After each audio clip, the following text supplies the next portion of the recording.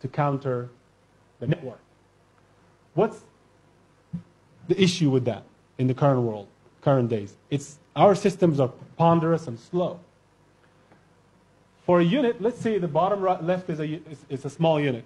For a unit to operate, it will need to go to the boss, the boss's boss, the boss's boss's boss to get something done, and then at the top there will be a discussion, and then they come back down to subordinate, subordinate, subordinate to get things done.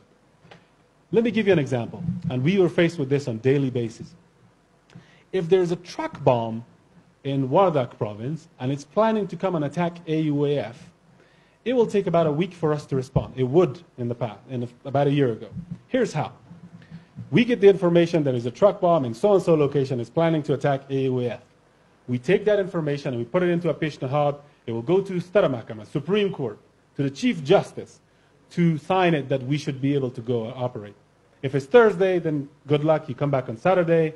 On Saturday, the Chief Justice is available. He writes, proceed in accordance to law, as if we don't. Okay, you get that. Then you prepare what we call a CONOPS, a concept of operation. It's a 3-4 page plan that how you're going to do this operation, with how many troops involved, and so on and so forth, by air or by ground or so on.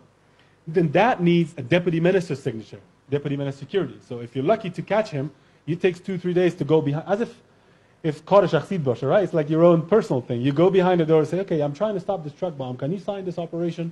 Then he signs it for you. So that's 4 more days. By the way, the truck bomb is waiting for you, okay? It's in there. Then you come back, and then you prepare your tactical plan. That's when you make your orders to explain it to your guys how we're going to do this. And you know the terrain and geography of Afghanistan. In order for us to have the element of surprise, we need helicopters. We need to get there fast and in and out. Guess what? The weather is bad. You have to wait. There's technical issues. You have to wait. Or you're not a priority. Somebody else is the priority. Or so-and-so is flying his couches and sofas to Badakhshan in a helicopter instead of stopping a truck bomb. I mean, this is what the reality was. So if you're lucky, it will take you about a week to respond to that truck bomb, if still there. That's who we were. A very slow, the best equipped, well-trained, great ideology, good mentality. You know, we want to do the right thing. The system is ponderous. It's not we were not able to respond to the attacks that were happening. We're divided by our own silos. Ministry of Interior relies on the intelligence agency to provide us intelligence, and we rely on Ministry of Defense to give us helicopters or some other support. So we're interdependent on each other.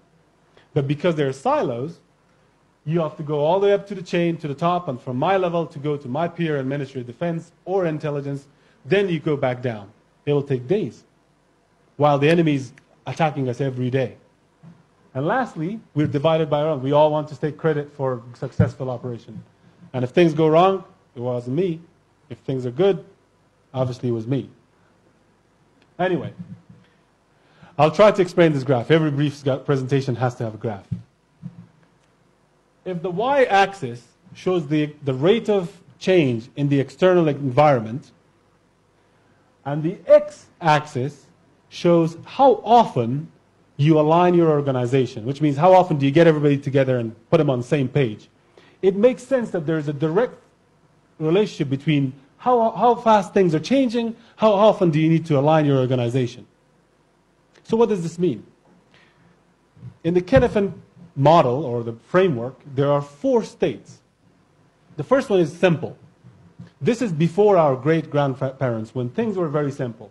The relationship between cause and effect were obvious. You could see it, you could throw the ball, you know where it's going to end. Pretty straightforward. Then we hit the Industrial Revolution. It became complicated. Engines came to play.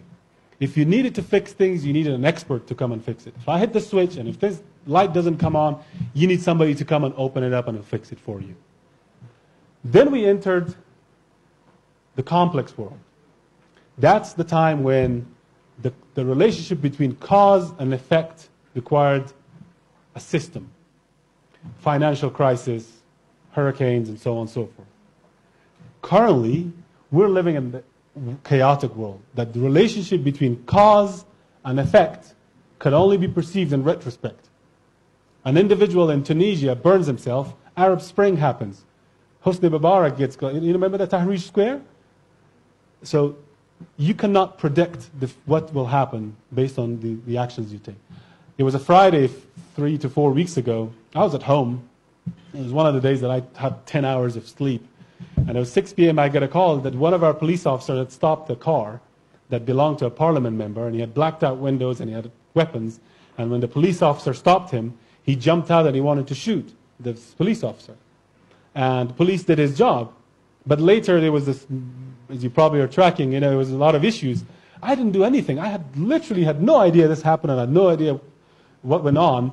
But it became such a big news that there were a group of Afghans in the social media attacking the parliament. Somehow they made me the Kim Jong-un, being the, and I was like, I have no idea. This is the world we're living in, that you cannot anticipate what will happen. This is the line that you're living in. There's unpredictable and it's predictable. We're living in the predictable because we want to be in the predictable. AUAF is a predictable organization. It's a complicated. You're comfortable. You know what it is. You know the rules. And that's where you live. But the world outside us, the enemies that we're dealing with are complex.